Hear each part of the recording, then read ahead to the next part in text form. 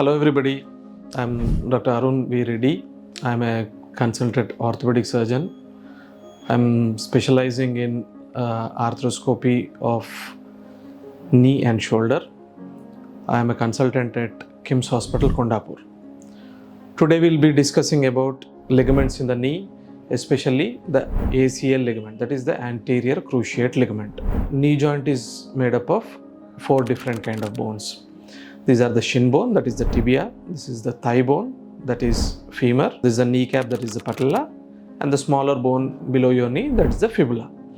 All these bones together, they form the knee joint. Because of this unique structure of the knee joint needs multiple ligaments which provide support and stability for your knee joint. So what is a ligament? Ligament is a soft tissue structure which attaches 2 different bones in a joint. These soft tissue structures, they give stability while doing anything that is demanding. That is like playing sports, walking, running, climbing stairs. All these movements, they require ligaments to function normally. So within this knee joint, we have multiple ligaments, but 4 are important ligaments. These are the cruciates. Cruciates are the anterior cruciate ligament and the posterior cruciate ligament. These 2 ligaments, they crisscross each other within our joint. Cross each other, these are called as cruciates. And there are 2 ligaments on either side of your knee. These are called as collateral ligaments. These are the one ligament that is on the inner aspect of your knee, that is called as medial collateral ligament or the MCL.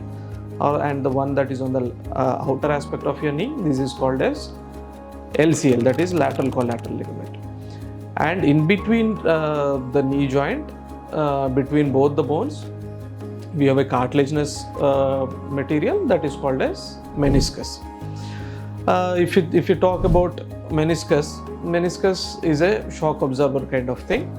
Whenever we jump, play sport, run, jog, this meniscus acts as a shock absorber within our joint, and it reduces the overall pressure within the joint by 30 to 40%. Whenever there is an injury to our knee, especially a twisting kind of injury, which can happen mainly during sports, and it can happen while any motor vehicle accident as well. And whenever there is an injury to the knee, there is a chance of injuring our meniscus. So how does this meniscus tear present in itself? Whenever anybody has a meniscus tear, the first thing they notice is pain. Pain as in whenever we do anything demanding, that is climbing stairs, sitting on the ground, that is squatting, we might experience sharp shooting kind of pain. And along with that, we might also experience some amount of instability. Whenever we try to walk and do anything demanding, we feel that our knee is unstable and there might be a buckling kind of sensation. This can be because of our meniscus tear.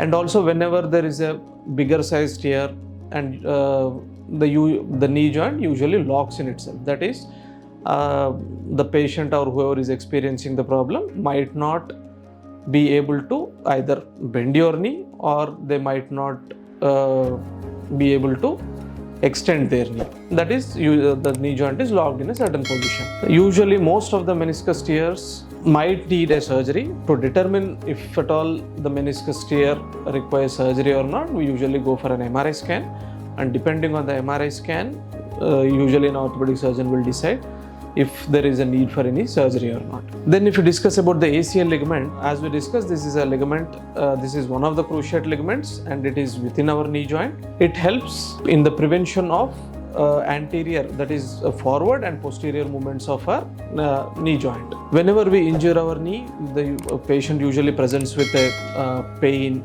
swelling in the knee joint, and over time the patient may develop instability of the joint. Whenever a patient does anything demanding, that is running while playing sports, jogging, climbing stairs, squatting, jumping and all, in these movements the patient might experience instability kind of sensation whenever there is an ACL tear. We overlook this ACL ligament tear and we neglect this ACL tear because of this abnormal motion within our knee joint, and because of this instability, there is a high chance of the patient developing arthritis over time. That is the reason having a proper knee joint with all the proper ligaments is very important. Coming to the diagnosis of ACL ligament, mostly ACL ligament can be diagnosed on clinical examination. That is examination of your knee joint. We can diagnose if the patient has an ACL tear, and the confirmation is usually on a scan, that is MRI scan. On an MRI scan, we get to know if the patient has a full thickness ACL tear or if at all there is a partial thickness ACL tear. Full thickness ACL tears usually require surgical intervention. That is, we have to do an arthroscopic procedure. In an arthroscopic procedure, we usually graft from the patient itself. That is, it can be hamstring graft, it can be quadriceps, that is we take a graft from your thigh muscles, or we can take peroneal graft, that is we can take it from an ankle. In an arthroscopy, we put in a small camera inside your knee joint, and we take these muscles like an ACL ligament, and we usually make a couple of tunnels in your thigh bone and your shin bone, and we pass this ligament, and we usually stabilize this ligament with buttons, screws, etc. This is a very small procedure. It is usually done in an arthroscopy, which has maybe 5 stitches post surgery. You are in the hospital for a day or two, and we can start mobilizing. We can move around probably from day 1. So managing an ACL ligament, or as a matter of fact any ligament in your knee joint, has become a very simple process now. We can go to the very high level of activity following any ligament surgery or any ligament tear. Thank you.